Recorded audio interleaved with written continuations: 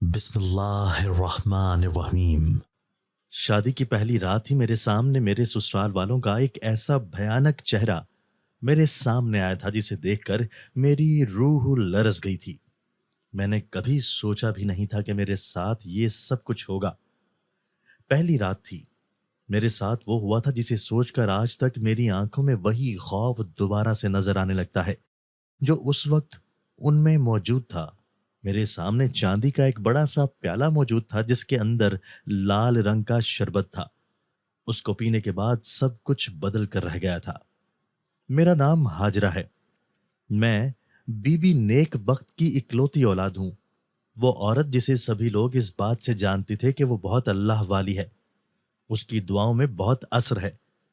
دور دراز سے لوگ میری ماں سے اپنے لیے دعا کروانے آتے تھے اور وہ بنا کسی معاوضے کے لوگوں کے لیے دعا کرتی تھی۔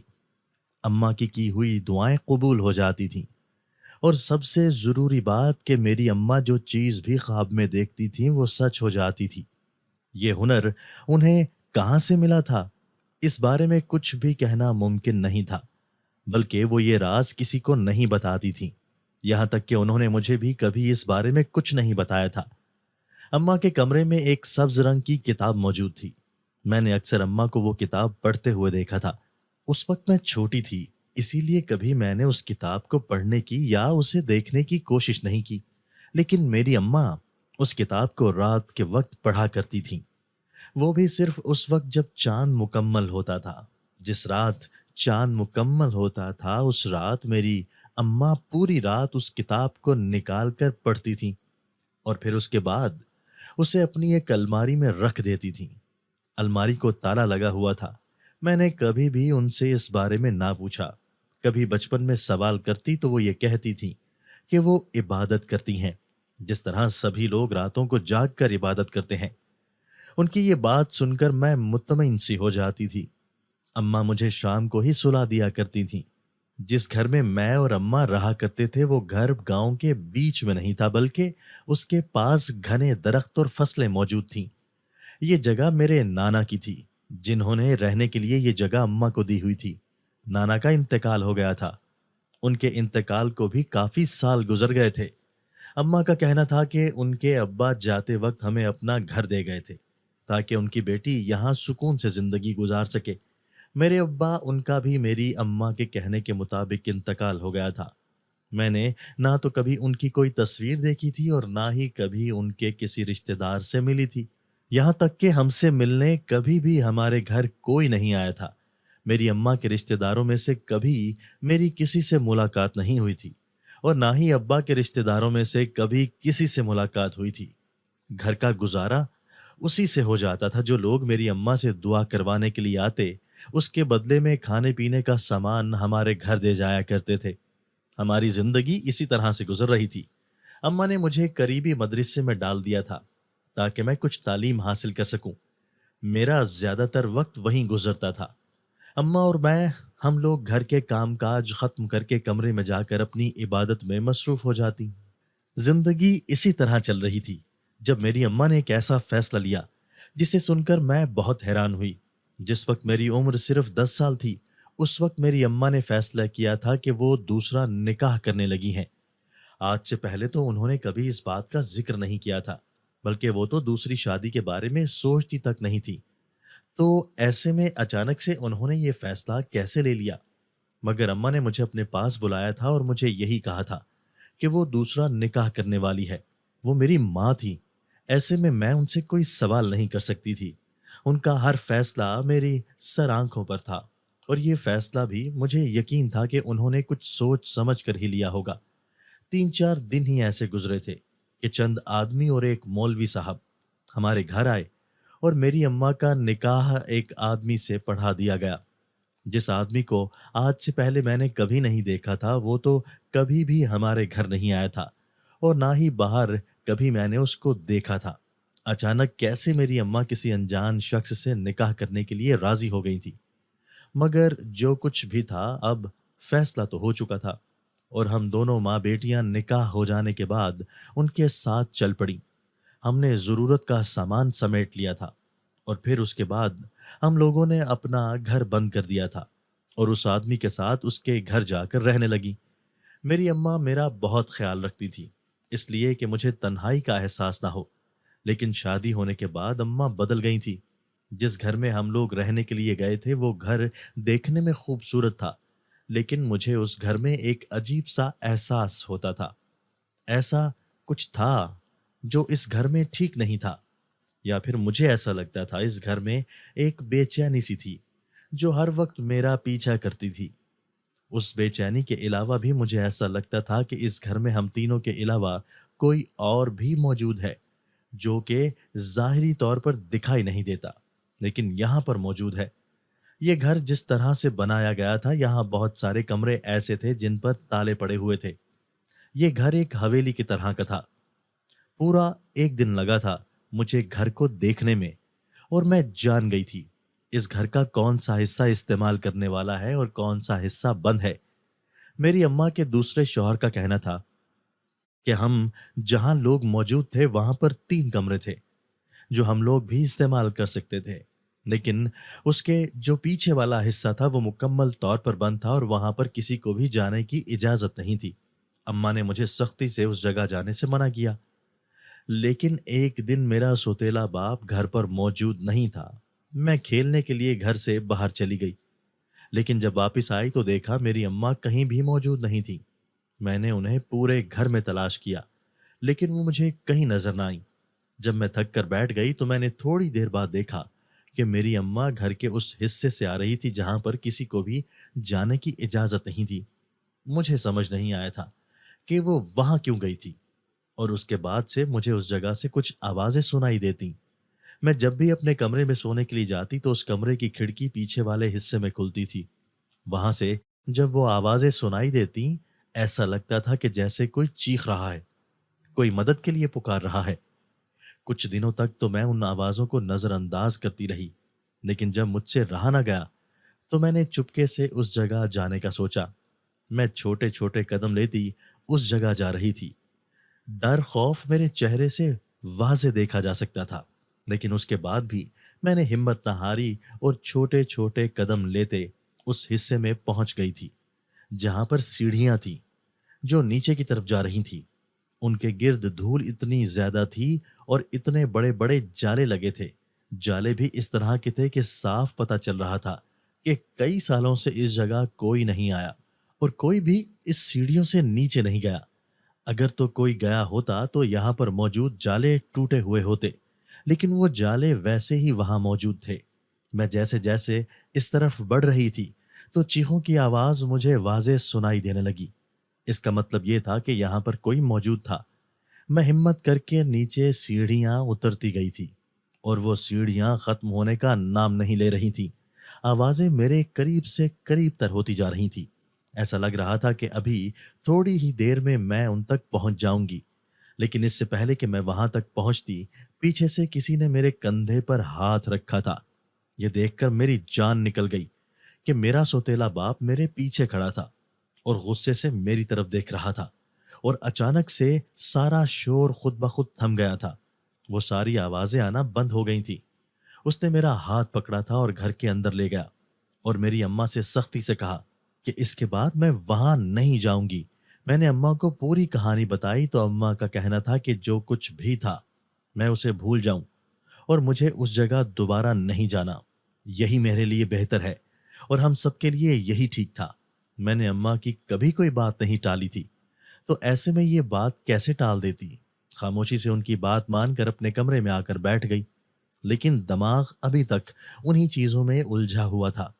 اس دن کے بعد سے عجیب سی بے چینی مجھے رہتی تھی، اور پھر ایک دن اسی طرح رات کو نیند نہ آنے کی وجہ سے میں نے یہی سوچا کہ اماں کے پاس جا کر تھوڑی دیر لیٹ جاتی ہوں، ہو سکتا ہے مجھے نیند آ جائے۔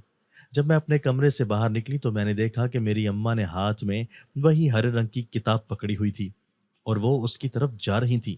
میں بھی خاموشی سے ان کے پیچھے چلتی گئی، جب اچانک سے میری اماں گھر کے ایک بڑے سے ہال میں موجود تھیں اور وہ اس جگہ جا کر رک گئیں۔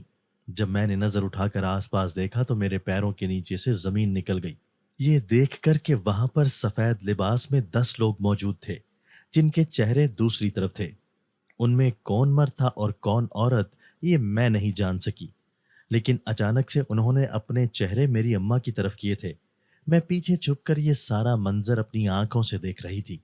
ان کے چہرے اتنے سفید تھے کہ ان کے کپڑوں کے جیسے ہی لگ رہے تھے، لیکن ان کے چہروں کو دیکھ کر ایسا لگ رہا تھا جیسے وہ لوگ مرے ہوئے ہوں۔ ان کے منہ اور چہرے کو اسی طرح سے باندھا گیا تھا جس طرح سے مرنے کے بعد انسان کا چہرہ اور منہ باندھ دیا جاتا ہے، جس طرح مردوں کے چہرے بندھے ہوئے ہوتے ہیں، اسی طرح ان کے چہرے بالکل سفید تھے اور انہیں سفید کپڑے سے باندھا گیا تھا کہ ان کے ناک میں سفید رنگ کی روئی بھی موجود تھی۔ اچانک سے ان سب نے بولنا شروع کیا۔ ان کی آواز اس قدر بھاری اور خوفناک تھی کہ میں نے اپنے کانوں پر ہاتھ رکھ لیے۔ میں ایک ایک قدم پیچھے ہو رہی تھی۔ میں نے اپنی آنکھیں زور سے بند کر لیں اور بند کرنے کے بعد جب دوبارہ کھولی تو وہاں پر کوئی بھی موجود نہیں تھا، نہ ہی میری ماں وہاں موجود تھی۔ میں واپسی کی طرف بھاگنے لگی جب مجھے سامنے سے اماں آتی دکھائی دی۔ بھاگتے ہوئے میں ان کے گلے لگ گئی تھی۔ انہوں نے مجھے پکڑ لیا تھا۔ اس کے بعد میں بے ہوش ہو گئی۔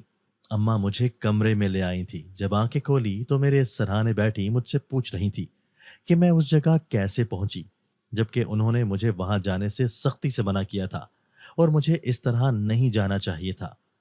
جب میں نے انہیں ساری بات بتائی وہ چپ ہو گئیں اور یہ کہنے لگی کہ رات کے وقت جتنی بھی آوازیں مجھے سنائی دیں، کچھ بھی ہو جائے، میں اپنے کمرے سے باہر نہ نکلوں۔ میں اپنی امی سے پوچھنا چاہتی تھی کہ آخر یہ سب کچھ کیا تھا۔ ہم جب سے اس گھر میں آئے تھے ایسی بہت ساری چیزیں ہو رہی تھی جو مجھے پریشان کرتی تھی، جس کی وجہ سے میں خوف زدہ ہو جاتی تھی۔ میری اماں نے مجھے پیار سے سمجھایا اور کہا تھا کہ ابھی میں سو جاؤں، ابھی وہ وقت نہیں آیا کہ مجھے ساری حقیقت بتا دی جائے۔ آہستہ آہستہ مجھے سب کچھ معلوم ہو جائے گا، مجھے انتظار کرنا ہوگا، مجھے میرے سارے سوالوں کے جواب مل جائیں گے۔ اماں کی بات مانتے ہوئے میں خاموشی سے آنکھیں بند کر کے سونے کے لیے لیٹ گئی، یہ سوچے بغیر کہ کل کا دن میرے لیے کون سی قیامت لانے والا ہے۔ اگر مجھے سب کچھ پہلے سے پتا ہوتا تو شاید اس رات سوتی ہی نہ اور اپنی اماں کو کبھی بھی اپنے پاس سے اٹھ کر نہ جانے دیتی۔ لیکن کہتے ہیں کہ وہی ہوتا ہے جو ہماری قسمت میں لکھا ہوتا ہے، اور پھر اگلے دن ہمارے پر قیامت ٹوٹ پڑی۔ میری ماں کا انتقال ہو گیا تھا اور وہ مجھے اس دنیا میں اکیلا چھوڑ کر چلی گئی تھی۔ اماں کے جانے کا صدمہ میرے لیے بہت بڑا تھا۔ آس پاس کی کچھ عورتیں جو میری اماں کو جانتی تھیں اسی لیے تسلی دینے کے لیے میرے پاس آ جاتی، اور خالہ مقصودہ نے میرا بہت ساتھ دیا تھا۔ انہوں نے مجھے اپنی بیٹیوں کی طرح عزیز رکھا۔ انہی کی بدولت میں اپنی اماں کے غم سے تھوڑا باہر نکل آئی تھی، اور اب گھر میں میرے اور میرے سوتیلے باپ کے علاوہ کوئی بھی نہیں تھا۔ میں اپنے سوتیلے باپ کے ساتھ یہاں رہنے لگی۔ میرے ابا زیادہ تر گھر پر موجود نہیں ہوتے تھے، کاموں کی وجہ سے وہ گھر سے باہر رہتے، جبکہ میں اس گھر میں اکیلی ہوتی۔ اماں کو گئے ہوئے کافی عرصہ گزر گیا تھا، پر مجھے ان کے بغیر اب رہنے کی عادت ہو گئی تھی۔ اب غلطی سے بھی کبھی گھر کے اس حصے میں نہیں گئی تھی جہاں پر اماں کے انتقال سے ایک رات پہلے میں گئی تھی، اور جو خوفناک واقعات میں نے وہاں دیکھے تھے، اس کے بعد اس گھر میں مجھے ایسا کچھ بھی محسوس نہیں ہوا تھا۔ میرے سوتیلے ابا ویسے تو ہر روز رات کو گھر پر ہی موجود ہوتے تھے، لیکن ہر مہینے کے آخر میں 4 دن کے لیے وہ گھر سے باہر رہتے۔ میں نے کبھی اس کی وجہ پوچھی نہیں تھی اور نہ ہی انہوں نے کبھی مجھے بتانا ضروری سمجھا تھا، لیکن وہ جب بھی صبح گھر واپس آتے تھے ان کی حالت کچھ ٹھیک نہیں ہوتی تھی۔ ایسے لگتا تھا جیسے انہوں نے کوئی بہت ہی محنت والا کام کیا ہو، لیکن ایسا صرف مہینے کے آخری دنوں میں ہوتا تھا۔ اس سے پہلے تو وہ شام کو گھر واپس آ جاتے تھے اور اپنے کمرے میں چلے جاتے۔ اماں کے انتقال کے بعد میں اس گھر میں رہنا نہیں چاہتی تھی، لیکن یہاں آنا میری مجبوری تھی، کیونکہ میں اپنے گھر واپس جا کر اکیلی نہیں رہ سکتی تھی۔ یہ میرے سوتیلے ابا جیسے بھی تھے لیکن میری اماں کے شوہر تھے، اس ناطے میرا ان سے کوئی نہ کوئی رشتہ تو بنتا تھا، اور اسی رشتے کے ناطے میں اس گھر میں موجود تھی۔ میری اماں نے بھی مجھے یہی کہا تھا کہ مجھے یہیں پر رہنا ہے۔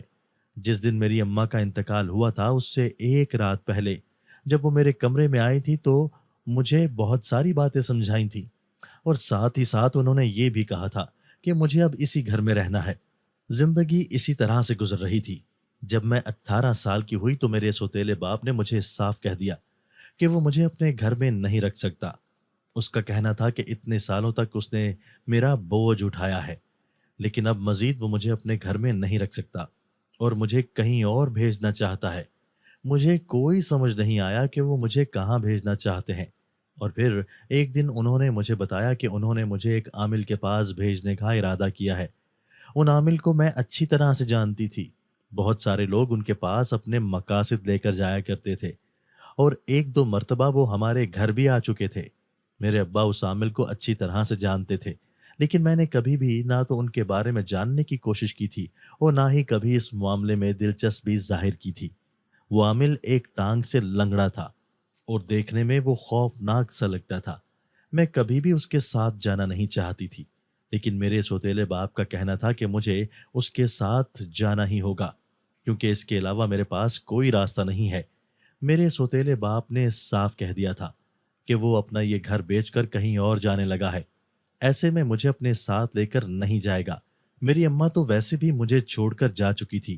میرے پاس اب ان کی بات ماننے کے علاوہ کوئی دوسرا راستہ نہیں تھا۔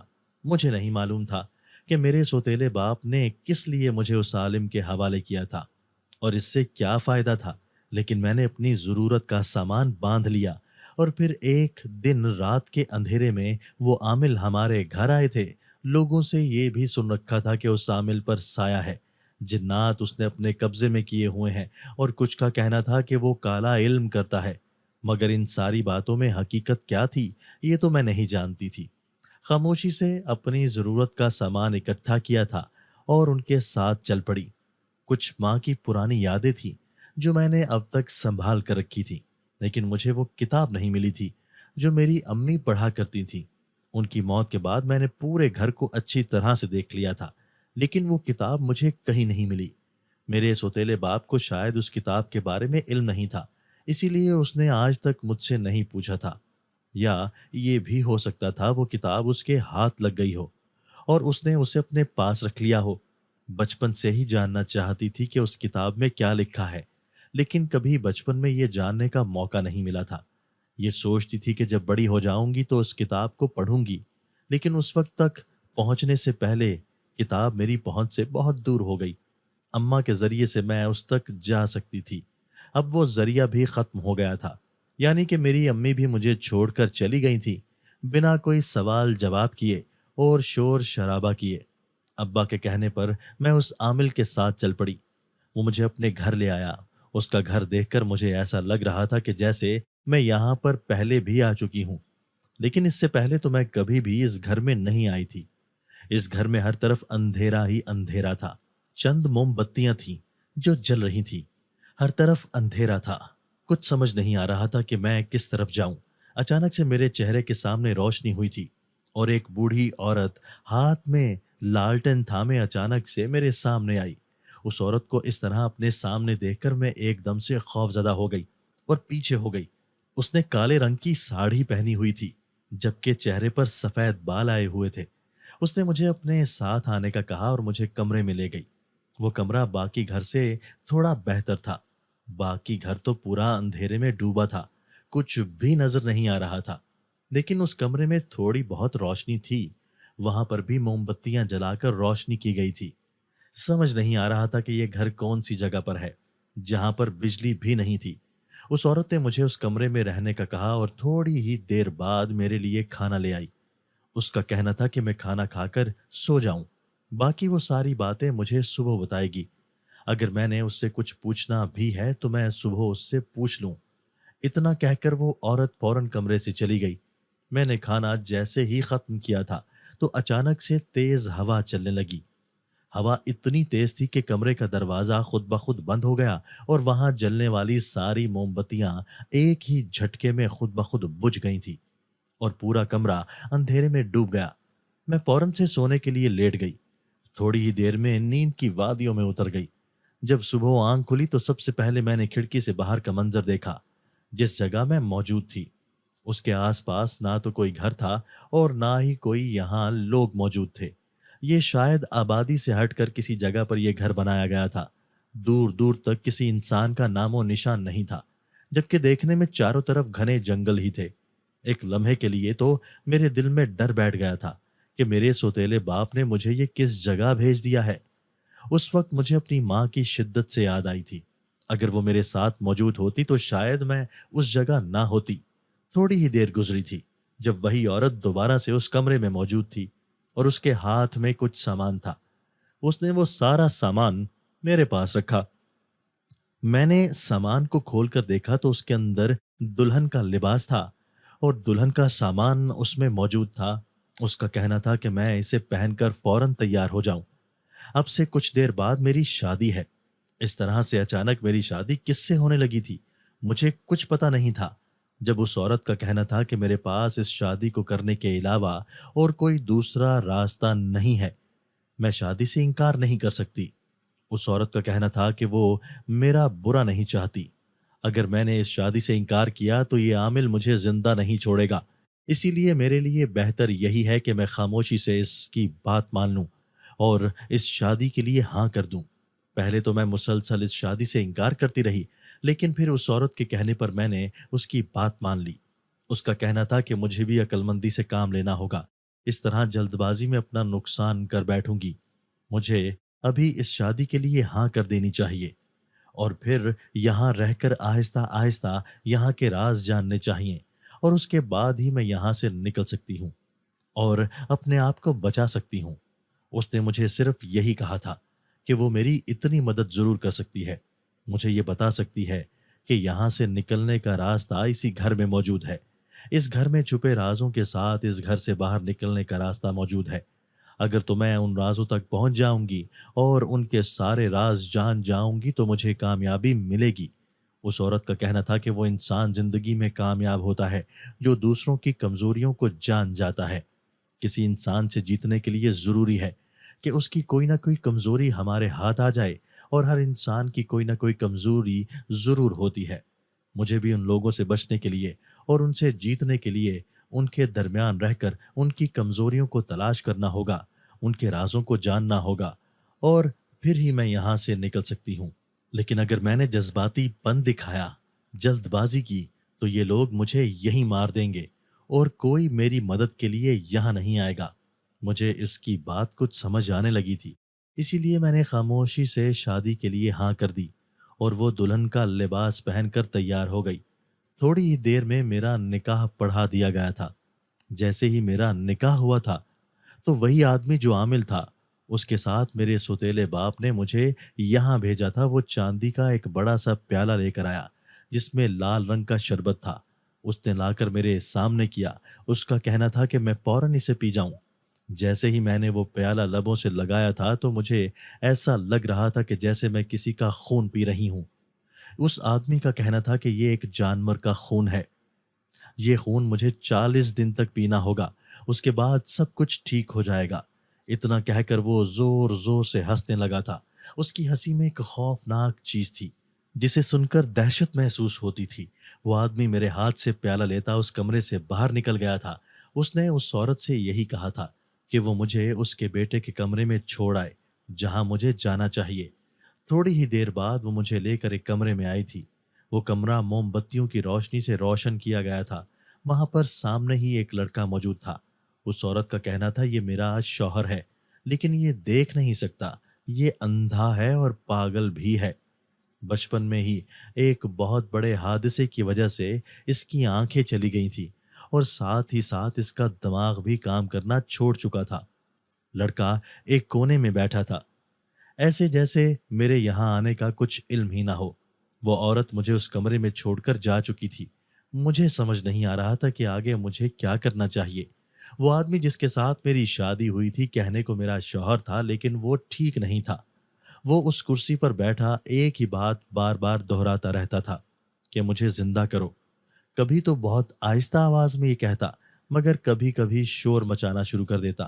اس کے شور کی آواز سن کر وہ عامل یہاں بھاگتا ہوا آتا اور اپنے بیٹے کو اسی چاندی کے پیالے میں کسی جانور کا خون پلا دیتا، جسے پینے کے بعد میرا شوہر سکون میں آ جاتا۔ اور مجھے یہ راز ہی جاننا تھا کہ آخر وہ عامل کس کا خون اپنے بیٹے کو پلاتا تھا، جو اس نے شادی کی پہلی رات مجھے پلایا تھا اور بعد میں بھی پینے کو دیتا، مگر میں اسے پینے کی بجائے پھینک دیتی۔ اور وہ یہ سب کچھ کس مقصد کے لیے کر رہا تھا؟ میرا شوہر تو ایک ہی کرسی پر بیٹھا رہتا تھا جبکہ میں رات ہوتے ہی آہستہ سے کمرے کا دروازہ کھول کر اس گھر سے نکل جاتی، وہاں پر چیزیں دکھائی نہیں دیتی تھیں کہ ہر طرف اندھیرا ہی ہوتا تھا۔ اور پھر ایک رات اسی طرح جب اس کمرے سے نکلی تو مجھے ایک کمرے میں ہلکی سی روشنی دکھائی دی۔ میں نے تھوڑے سے کھلے ہوئے دروازے سے جھانک کر دیکھا تو یہ منظر دیکھ کر میرے ہوش اڑ گئے کہ وہ عامل ایک جانور کو ایک دائرے میں بٹھا کر کوئی عمل کرنے میں مصروف تھا۔ اس کے چاروں طرف موم بتیوں سے گھیرا بنایا گیا تھا اور بڑے بڑے چراغ جلائے گئے تھے۔ سامنے کالے رنگ کا چوغا پہنے وہ بیٹھا تھا اور وہ جانے کیا کچھ پڑھنے میں مصروف تھا۔ اس کے ہاتھ میں بہت بڑا چاقو تھا جو وہ تھوڑی دیر بعد اس جانور کو مار رہا تھا، اور اس کے جسم سے نکلنے والا خون اس پیالے میں بھرتا جا رہا تھا۔ وہ جانور اس کے وار سے مر چکا تھا۔ جب اس نے وہ پیالہ خون سے بھر لیا تو پھر اس کے بعد اس نے اس جانور کو اٹھایا تھا، اٹھا کر جنگل کی طرف جانے لگا، جبکہ خون کا پیالہ بھی اس کے ہاتھ میں تھا۔ وہ چلتا جا رہا تھا، میں بھی اس کے پیچھے پیچھے چلتی جا رہی تھی، جبکہ خوف مجھے چاروں طرف سے گھیرے ہوئے تھا۔ اس جنگل میں جانوروں کی خوفناک آوازیں سنائی دے رہی تھی، ہر طرف اندھیرا ہی اندھیرا تھا۔ ایسے لگ رہا تھا جیسے ابھی کوئی چیز پیچھے سے آ کر مجھے دبوچ لے گی اور مجھے نگل جائے گی۔ مجھے نہیں معلوم تھا کہ اب میں یہاں سے زندہ واپس جا پاؤں گی یا نہیں۔ اس راز کو جاننے کے لیے میں نکل پڑی تھی، لیکن اپنی زندگی کی کوئی ضمانت میرے پاس نہیں تھی۔ وہ آدمی چلتا جا رہا تھا اور پھر ایک جگہ جا کر رکا۔ یہاں پر جنگل میں ایک چھوٹی سی جھونپڑی بنی ہوئی تھی۔ وہ اس پیالے کو لے کر وہاں چلا گیا تھا، جبکہ وہ مردہ جانور کو اپنے ساتھ لے گیا تھا۔ میں نے تھوڑا قریب ہو کر سننے کی کوشش کی تھی کہ اندر کیا چل رہا ہے۔ جب دو لوگ آپس میں بات کر رہے تھے، دوسرا انسان بولنے والا کوئی اور تھا جو سامنے یہ کہہ رہا تھا کہ انہیں جلد سے جلد وہ کتاب چاہیے، اس کتاب کے ذریعے سے ہی وہ سب کچھ کر سکتے ہیں، ورنہ ان کی ساری محنت بیکار جائے گی۔ وہ جو اتنے سالوں سے کر رہے ہیں اس کا کوئی فائدہ حاصل نہیں ہوگا۔ جب تک وہ کتاب ان کے ہاتھ نہیں لگتی، ان کا مقصد ادھورا رہے گا، اور اسے پورا کرنے کے لیے وہ کچھ بھی کرنے کے لیے تیار ہو جائیں گے۔ جو بھی آدمی وہاں پر بول رہا تھا وہ سامنے سے یہ کہہ رہا تھا کہ اسے کیسے بھی کر کے وہ سبز رنگ کی کتاب اس تک لانی ہی ہوگی، اور اب تو اس کتاب تک پہنچنے کا ذریعہ بھی مل گیا تھا۔ میں ان لوگوں کی ساری گفتگو سن چکی تھی اور بڑی اچھی طرح سے سب کچھ سمجھ میں آنے لگا تھا۔ سب سننے کے بعد تیز قدم لیتی گھر کے اندر واپس آئی تھی۔ مجھے یہ بات تو سمجھ آ گئی تھی، اس عامل کا مجھے اس گھر میں لانا اور اپنے معذور بیٹے سے میری شادی کروا دینا، وہ میرے ذریعہ سے کسی مقصد کو پانا چاہتا تھا۔ جس کتاب کی وہ بات کر رہا تھا وہ کتاب تو میری ماں کے پاس ہوتی تھی، جسے وہ چاند کی 14 تاریخ کو پوری رات بیٹھ کر پڑھتی تھی۔ مجھے یقین تھا کہ یہ لوگ اسی کتاب تک پہنچنا چاہتے ہیں، لیکن کس لیے، یہ بات ابھی تک مجھے سمجھ نہیں آئی تھی۔ مگر میں نے بھی سوچ لیا تھا کہ جب تک مجھے ساری حقیقت معلوم نہیں ہو جاتی میں اس کتاب کو ان کے ہاتھ کبھی آنے نہیں دوں گی۔ 2 دن اسی طرح سے گزرے تھے جب اس عالم نے مجھے کہا تھا کہ اسے صرف وہ کتاب چاہیے جو میری ماں کے پاس تھی۔ ان کا کہنا تھا کہ اس کے ذریعے سے وہ لوگوں کی مدد کریں گے جس طرح میری ماں لوگوں کی مدد کیا کرتی تھی۔ وہ کتاب ان کے لیے بہت ضروری ہے، اس طرح سے سارے مسائل حل ہو جائیں گے اور مجھے بھی یہاں سے جانے کی آزادی مل جائے گی۔ جبکہ میں نے صاف انکار کر دیا تھا۔ پہلی بات تو یہ کہ مجھے معلوم نہیں تھا کہ وہ کتاب کہاں پر ہے، اور ویسے بھی اگر مجھے معلوم ہوتا تب بھی میں وہ کتاب ان کے ہاتھ نہ لگنے دیتی، کیونکہ میں جانتی تھی وہ لوگ اسے کسی غلط مقصد کے لیے استعمال کرنے والے تھے۔ میرے انکار کرنے پر اس نے ایک چاقو نکالا تھا اور اس بوڑھی عورت کا ایک ہاتھ کاٹ دیا تھا۔ اس کا کہنا تھا کہ اگر میں ان کو وہ کتاب لا کر نہیں دوں گی تو وہ اسی طرح ایک ایک کر کے میرے ہاتھ پیر کاٹ دیں گے۔ ان کا کہنا تھا کہ ان کے عمل کو 40 دن ہونے والے ہیں، اور ٹھیک 40 دن کے بعد انہیں وہ کتاب ہر حال میں چاہیے، اور اگر میں نے انہیں وہ کتاب لا کر نہ دی تو وہ مجھے ساری زندگی یہاں پر قید رکھیں گے اور میرے دونوں ہاتھ کاٹ دیں گے۔ بوڑھی عورت میرے سامنے تڑپ رہی تھی۔ اسے دیکھ کر میرا اپنے قدموں پر کھڑے رہنا مشکل ہو رہا تھا۔ مجھے اس گھر میں آئے ہوئے 35 دن ہو گئے تھے، مطلب 40 دن ہونے میں 5 دن باقی تھے، جب اس بوڑھی عورت کا کہنا تھا کہ میں وہ کتاب ان کو لا کے دینے کے لیے مان جاؤں، حامی بھر لوں، اور ایک دفعہ اس گھر سے باہر نکل جاؤں، اس کے بعد مجھے بتائے گی کہ مجھے کیا کرنا ہے۔ میری رہائی کا ایک ہی راستہ تھا، اور وہ راستہ یہی تھا کہ پہلے میں خاموشی سے ان کی بات مان لوں اور ساری سچائی جان کر اس کے بعد ہی ان کا مقابلہ کر سکتی تھی۔ اس نے مجھے بتایا تھا کہ جو گھر میرے سوتیلے باپ کا تھا، جہاں میں اپنی ماں کے ساتھ رہا کرتی تھی، مجھے اس گھر واپس جانا ہوگا، اور وہی سیڑھیوں سے مجھے نیچے جانا ہوگا جہاں سے مجھے آواز سنائی دیتی تھی۔ وہاں پر مجھے اپنے ہر سوال کا جواب مل جائے گا، اور امید ہے کہ ساری حقیقت جاننے کے بعد میرے لیے اپنے آپ کو بچانا اور اپنی ماں کی اس کتاب کو محفوظ کرنا آسان ہو جائے گا۔ اس کا کہنا تھا کہ اس سے زیادہ وہ میرے لیے کچھ نہیں کر سکتی۔ اس نے مجھے ایک ذریعہ بتایا تھا۔ اب آگے مقصد میں کامیابی حاصل کرنا میرے اوپر تھا۔ میں نے اس عامل کے سامنے اس کی بات مان لی اور اسے یہی کہا تھا کہ مجھے یہاں سے باہر جانے دے، وہ کتاب میں اسے لا کر دے دوں گی۔ لیکن وہ اتنی آسانی سے نہیں مانا تھا۔ اس نے میرے ہاتھ میں پہنا ہوا کڑا اپنے پاس رکھا تھا اور یہی کہا تھا کہ کڑے سے اسے پتہ چلتا رہے گا کہ میں کہاں جاتی ہوں اور کہاں نہیں۔ اگر میں نے اس کے ساتھ کوئی بھی دھوکے بازی کی تو اس کا انجام اچھا نہیں ہوگا۔ جبکہ اس عورت نے مجھے یہ کہا تھا کہ مجھے فکر کرنے کی ضرورت نہیں ہے، خاموشی سے یہاں سے چلی جاؤ۔ اور جہاں تک بات اس کڑے کی ہے، تو اس کا کہنا تھا کہ وہ اس کے ساتھ ملتا جلتا کڑا وہاں رکھ دے گی اور میرا کڑا وہاں سے اٹھا لے گی، جس سے اس عامل کو بالکل بھی خبر نہیں ہوگی کہ میں کیا کر رہی ہوں اور کیا نہیں۔ رات کے اندھیرے میں گھر سے نکلی تھی۔ اب میرا رخ اسی گھر کی طرف تھا جہاں پر میں اپنی ماں کے ساتھ رہتی تھی، جو گھر میرے سوتیلے باپ کا تھا، اور وہ اسے بند کر کے جانے کہاں چلا گیا تھا۔ میں نے اس گھر کا تالا توڑا تھا، اس کے اندر داخل ہو گئی۔ مجھے ڈر تو لگ رہا تھا، لیکن مجھے اپنے آپ کو بچانا تھا۔ مجھے اپنی ماں کی اس کتاب کو محفوظ رکھنا تھا۔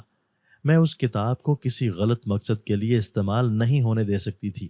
یہ سوچتے ہوئے میں اس گھر کے اس ویران حصے میں پہنچ گئی اور سیڑھیوں سے نیچے اتر گئی۔ جب نیچے پہنچ کر دیکھا تو وہاں پر ایک عورت مجھے زمین پر بیٹھی ہوئی دکھائی دی تھی۔ اس نے مجھے اپنے پاس آنے کا کہا۔ اس کا کہنا تھا کہ وہ مجھے ساری حقیقت بتا دے گی تاکہ میری مدد ہو سکے اور میں اپنے آپ کو اور باقی لوگوں کو ان برے لوگوں سے محفوظ رکھ سکوں، بالکل ویسے ہی جس طرح میری ماں رکھتی تھی۔ اس کا کہنا تھا میری ماں اس برائی کو جڑ سے ختم کرنا چاہتی تھی، لیکن وہ اس میں ناکام رہی اور اسی جنگ میں اپنی جان گنوا بیٹھی۔ لیکن اب مجھے اپنی ماں کا ادھورا کام مکمل کرنا ہوگا۔ ان کے حصے کی جنگ جو باقی رہ گئی تھی وہ مجھے لڑنی ہوگی۔ مجھے ہار نہیں ماننی، مجھے جیتنا ہے، نہ صرف اپنے لیے بلکہ اپنی ماں کے لیے۔ اس عورت کا کہنا تھا یہ بات بہت پرانی ہے۔ اس وقت میری امی صرف 14 سال کی ہوا کرتی تھی اور انہیں عملیات سیکھنے کا بے حد شوق تھا، کیونکہ وہ لوگوں کی مدد کرنا چاہتی تھی۔ ان کے گھر والوں نے بھی انہیں اجازت دے دی کیونکہ وہ بہت پرہیزگار تھیں۔ وہ ایک بہت علم رکھنے والی خاتون کے پاس عملیات سیکھنے جایا کرتی تھی۔ وہیں پر ایک لڑکا بھی آیا کرتا تھا۔ اس کا مقصد بھی یہ سارے عملیات سیکھنا تھا، لیکن فرق اتنا تھا کہ میری ماں یہ لوگوں کی مدد کے لیے سیکھنا چاہتی تھی، جبکہ وہ اپنے ذاتی مفاد کے لیے یہ سب کچھ کرنا چاہتا تھا۔ وہ آدمی ایک خواجہ سرا تھا، لوگ اسے قبول نہیں کرتے تھے، اور یہی سب سے بڑی وجہ تھی کہ وہ لوگوں کو اپنا دشمن سمجھنے لگا تھا۔ لوگوں کی باتیں اور ان کے برے رویے نے اسے برا بنا دیا تھا، اور اب وہ یہ چاہتا تھا کہ وہ ان عملیات پر عبور حاصل کر لے اور پھر سب لوگوں کو دکھائے کہ وہ کیا ہے۔ وہ اپنے آپ کو منوانا چاہتا تھا۔ وہ جنات کو اپنے پاس قید کر کے ان سے یہ سارے کام کروانا چاہتا تھا جو کہ جائز اور ناجائز ہوتے۔ جو لوگ اس کی کمی کی وجہ سے اسے پسند نہیں کرتے اور اسے کچھ نہیں سمجھتے، ایک دن وہی اس سے مدد حاصل کرنے کے لیے اس کے پاس آئیں۔ اسی لیے اس نے غلط راہ اختیار کر لی تھی۔ جب میری ماں کی استانی کو یہ بات معلوم ہوئی، جو انہیں یہ سب کچھ سکھاتی تھی، تو انہوں نے اس لڑکے کو اپنی شاگردی سے فوراً نکال دیا، یہ کہہ کر کہ وہ اسے کبھی بھی وہ سب کچھ نہیں سکھائیں گی۔ اگر وہ اسے اپنے مقصد کے لیے لوگوں کو نیچا دکھانے کے لیے استعمال کرے گا تو وہ صرف اسی کو یہ سب سکھائیں گی جو لوگوں کی مدد کرے گا۔ یہ کہہ کر انہوں نے اس لڑکے کو اپنی شاگردی سے نکال دیا تھا، جبکہ ان کی استانی کے پاس ایک سبز رنگ کی کتاب ہوا کرتی تھی جس سے وہ یہ عمل میری ماں کو سکھاتی تھی۔ ان کا کہنا تھا کہ یہ کتاب اسی کو ملے گی جو اس سے لوگوں کی مدد کرے گا۔ میری ماں کیونکہ پرہیزگار تھی اور دل سے لوگوں کی مدد کرتی تھی، اس لیے وہ کتاب میری اماں کے حصے میں آئی، جبکہ وہ شخص اس کے پہلے دن سے نظر کتاب پر تھی، کیونکہ اس کتاب میں بہت ساری ایسی باتیں تھیں جو کسی بھی انسان کی زندگی بدل سکتی تھی۔ اس کتاب کے ذریعے سے جنات پر مکمل طور پر حکومت کی جا سکتی تھی۔ اس سے ہر وہ کام کروایا جا سکتا تھا جو ویسے ممکن نہیں تھا، اور وہ آدمی اپنے مقصد کو پورا کرنے کے لیے اس کتاب کو حاصل کرنا چاہتا تھا۔ لیکن میری ماں کی استانی نے جانے سے پہلے انہیں سونپی تھی۔ کتاب میں سے ہر مہینے چاند کی 14 تاریخ کو کچھ طاقتیں میری ماں کو ملتی تھیں، جس کی وجہ سے وہ لوگوں کی مدد کرتی تھی۔ وہ آدمی جو میری ماں کے ساتھ یہ علم سیکھتا تھا اور استانی جی کا شاگرد تھا، اس نے کالا علم کرنا شروع کر دیا تھا، اور آج وہ ایسا عامل بن گیا تھا جو کہ کالے علم کی وجہ سے مشہور تھا، لیکن ابھی بھی اس کے پاس وہ ساری طاقت نہیں تھی جو اسے چاہیے تھی۔ اس کو حاصل کرنے کے لیے اسے وہ کتاب چاہیے جو میری ماں کے پاس تھی۔ اس کتاب کو حاصل کرنے کے لیے اس نے مجھے ذریعہ بنایا تھا۔ میری ماں نے جو اچانک سے شادی کا فیصلہ کیا تھا وہ اسی لیے کیا تھا کہ وہ اس گھر میں آنا چاہتی تھی۔ اس گھر میں ان ساری شیطانی طاقت کی جڑ موجود تھی کہ انہیں میری ماں ختم کرنا چاہتی تھی۔ جس آدمی سے میری ماں نے دوسرا نکاح کیا تھا وہ کوئی اور نہیں بلکہ اسی عامل کا چھوٹا بھائی تھا، اور اس جادو کی شروعات اسی گھر سے ہوئی تھی۔ اسی لیے اسے جڑ سے ختم کرنے کے لیے یہاں آنا ضروری تھا۔ میری ماں اسی مقصد کے لیے اس گھر میں آئی تھی، لیکن ان ساری طاقتوں نے میری ماں کو ان کے مقصد میں کامیاب نہیں ہونے دیا تھا اور ان کی جان لے لی تھی۔ میرا سوتیلا باپ بھی اس عمل کے ساتھ ملا ہوا تھا، اور وہ مل کر یہ سب کچھ کر رہے تھے۔ وہ لڑکا جس کے ساتھ میری شادی کروائی گئی تھی وہ بھی اس عامل کا اپنا بیٹا نہیں تھا، بلکہ وہ میرے سوتیلے باپ کا بیٹا تھا۔ وہ لوگ چاہتے تو میری ماں کے مرنے کے بعد مجھے گھر سے نکال دیتے، لیکن وہ ایسا نہیں کر سکتے تھے کہ جب تک میں 18 سال کی نہ ہوتی اس وقت تک وہ کتاب ایک ایسی جگہ محفوظ رہنی تھی جہاں سے اسے کوئی حاصل نہیں کر سکتا تھا۔ میری ماں کے بعد وہ کتاب مجھے ملنی تھی، اور وہ میرے 18 سال کے ہونے کے بعد مجھے ملنی تھی۔ اسی لیے اس کتاب کو حاصل کرنے کے لیے ان لوگوں نے مجھے اپنے گھر میں رکھا ہوا تھا، اور اپنے بیٹے سے میری شادی اسی لیے کروائی تھی۔ عامل جو عمل کر رہا تھا، 40 دن تک وہ ایک جانور کا خون مجھے پلاتا، اور اس کے بعد میں مکمل طور پر اس کے کہنے کے مطابق چلتی، لیکن میں نے اپنی عقل مندی کا مظاہرہ کیا تھا اور وہ خون نہیں پیا تھا، جس کی وجہ سے میں ان کے اثر سے محفوظ تھی۔ ساتھ ساتھ جس کے ساتھ میرا نکاح کروایا گیا تھا، جو کہ میرے سوتیلے باپ کا بیٹا تھا، ان لوگوں نے اسے اپنے ایک عمل میں استعمال کیا تھا، جس کی وجہ سے اس کی آنکھیں چلی گئی تھی، اور اس کی یہ حالت ہو گئی تھی کہ اب اسے زندہ رہنے کے لیے ہر روز ایک جانور کے تازہ خون کی ضرورت ہوتی تھی۔ اسے ٹھیک کرنے کا طریقہ بھی اسی کتاب میں موجود تھا، اس لیے وہ اسے حاصل کرنا چاہتے تھے، لیکن اس عورت کا کہنا تھا کہ مجھے کچھ بھی کر کے اس کتاب کو محفوظ کرنا ہوگا، اور ان کے ہاتھ اس کتاب کو کبھی نہ لگنے دوں، ورنہ میری ماں کی ساری محنت ضائع چلی جائے گی۔ اس عورت کا کہنا تھا کہ اس رات جب میں اپنی ماں کے پیچھے پیچھے جہاں تک آئی تھی تو وہ انہی طاقت کو ختم کرنے کے لیے آئی تھی، لیکن میرے آ جانے سے کام ادھورا رہ گیا تھا، جس کی وجہ سے ان کی جان چلی گئی۔ اس عورت کا کہنا تھا کہ وہ کتاب ہمارے پرانے گھر میں میری اماں کی الماری میں موجود ہے۔ انہوں نے چابی مجھے دی تھی، وہ اسی الماری کی چابی تھی۔ میں نے اس چابی کو مضبوطی سے اپنے ہاتھ میں تھاما۔ ان کا کہنا تھا کہ مجھے کسی سے ڈرنا نہیں ہے۔ میری ماں کی طرف سے مجھے کچھ طاقتیں ملی ہیں جن سے میں ابھی تک انجان ہوں، لیکن مجھے ان لوگوں کا مقابلہ ہر حال میں کرنا ہوگا۔ ان کا کہنا تھا کہ انہیں یقین ہے کہ میں جیت جاؤں گی۔ انہوں نے ایک دھاگا میرے ہاتھ پر باندھ دیا تھا میری حفاظت کے لیے۔ اتنا کہنا تھا کہ اچانک سے وہ عورت میرے سامنے سے غائب ہو گئی۔ وہ مجھے کہیں دکھائی نہ دی۔ میں وہاں سے اٹھ گئی تھی اور اپنے گھر کی طرف جانے لگی۔ راستے میں بہت ساری خوفناک چیزوں نے مجھے روکنے کی کوشش کی تھی۔ ہوا میں اڑتا ہوا چاقو آ کر میرے بازو پر لگا تھا، جس سے خون نکلنے لگا تھا۔ میرے پیروں میں کانٹے اور شیشے بری طرح سے لگے تھے۔ ہوا اتنی تیز تھی کہ درخت ٹوٹ کر نیچے گر رہے تھے۔ میں ان سے بچ رہی تھی۔ اگر وہ مجھ پر گر جاتے تو یقیناً میں زندہ نہ بچتی۔ اب مجھ میں چلنے کی مزید ہمت نہیں تھی۔ اچانک سے خوفناک چہرے کے لوگ آ کر میرے سامنے کھڑے ہو جاتے۔ کبھی کفن پہنے مرد میرا پیچھا کرتے، جبکہ میں جانتی تھی وہ جنات ہیں جنہیں جادو سے یہاں مجھے روکنے کے لیے بھیجا گیا تھا اور راستہ روکنے کی کوشش کرتے، لیکن میں نے ہمت نہیں ہارنی تھی۔ میری جگہ کوئی بھی ہوتا تو ان خوفناک چہروں کو دیکھ کر شاید آج زندہ نہ ہوتا، مگر میں کیسے بھی کر کے اپنے گھر تک پہنچ گئی تھی۔ زخمی تو ہو گئی تھی لیکن میں وہاں تک آ گئی تھی۔ میں نے جلدی سے اماں کی الماری کھولی تھی اور اس میں سے ایک کتاب نکالی۔ اس رات چاند کی 14ویں رات تھی۔ میں نے اس کتاب کو کھولا تھا اور چاند کی روشنی میں اسے پڑھنے لگی۔ جیسے جیسے میں اسے پڑھتی جا رہی تھی میرے زخم خود بخود ٹھیک ہو رہے تھے اور پھر کچھ دیر بعد میں مکمل طور پر ٹھیک تھی۔ اس کتاب میں سے مجھے لوگوں کے خاتمے کا بھی حل مل گیا تھا، اور پھر میں نے 10 پرانی قبروں کی مٹی کو جمع کیا اور اس جگہ واپس جانے لگی جو اس عامل کا گھر تھا۔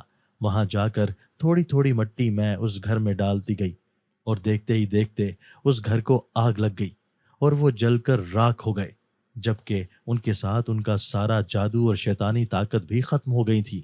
میں نے لوگوں کو ان کے انجام تک پہنچا دیا تھا۔ میں نے اپنی ماں کا ادھورا کام مکمل کر دیا تھا، لیکن اس کے ساتھ مجھے ایک چیز کا افسوس تھا کہ میں اس بوڑھی عورت کی جان نہیں بچا پائی تھی۔ اس نے مجھے یہاں سے نکلنے میں مدد کی تھی، اور جس نے مجھے صحیح راستہ دکھایا اس نے مجھے یہ بتایا تھا کہ ڈر کے بیٹھ جانے سے کچھ نہیں ہوتا۔ ہمیں لوگوں سے لڑنے کے لیے ان کے راز جاننے پڑتے ہیں، ان کی کمزوریوں کو جاننا پڑتا ہے۔ جب ان کی کوئی کمزوری ہمارے ہاتھ لگ جائے تو پھر جیت یقیناً ہماری ہی ہوتی ہے۔ میں اپنے گھر واپس آ گئی تھی اور اپنے گھر آ کر میں نے رہنا شروع کر دیا، مگر مجھے ابھی تک وہ بات سمجھ نہیں آئی تھی کہ وہ عورت کون تھی جس نے مجھے ساری سچائی بتائی۔ جب خواب میں میری اماں آئی تھی، ان کا کہنا تھا کہ وہ ان کی وہی استانی تھی جنہوں نے اپنا علم میری ماں کو دیا تھا اور اب انہوں نے مجھے دیا تھا، جس سے میں لوگوں کی مدد کر سکتی تھی۔ جب میں نے سارے کام چھوڑ دیے تھے، اب میں صرف اپنی اماں کی طرح لوگوں کی مدد کرتی تھی اور ان کی مشکلات میں ان کا ساتھ دیتی تھی۔ وہ کتاب آج بھی میرے پاس موجود ہے۔ میں بہت ساری لڑکیاں لڑکوں کو عملیات سکھاتی ہوں، لیکن وہ کتاب اسی کے حصے میں آئے گی جو اس کا اصل حقدار ہوگا۔ دوستو، اگر آپ کو آج کی ہماری یہ ویڈیو پسند آئی ہے تو اسے لائک کیجئے اور اسے اپنے پیاروں کے ساتھ شیئر ضرور کیجئے گا۔